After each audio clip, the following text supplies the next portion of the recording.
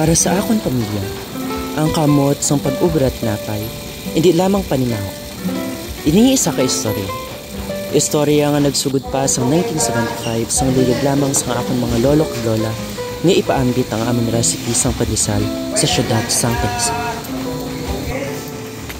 Sa kada pandesal nga amon ginauban, nagadala sang parte ka tradisyon sang amon pamilya. Recipe nga ginpasa halin sa na nga mga henerasyon kadto sa amin. Halin sa pagmasa sang harina, sa pagsulod sa hornona, hasta sa pagpaambit sang malabulawan nga kulor kag mainit nga tinapay sa mga tao.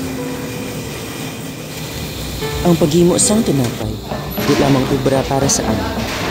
Ini sa kadlaw-adlaw nga ritual nga nagatudlo sa amon sang pagpangabutlay, kag kasadyahan sang pag-ubra sa mga bagay nga kasadyahan sang iban. Nagkapasalamat kami nga ining among tinapay naging parte sa lamisa sa balay kada aga sang mga Talisaynon. Halin sa amon pamilya, pakadto sa inyo. Salamat kay parte kamo sang amon tradisyon.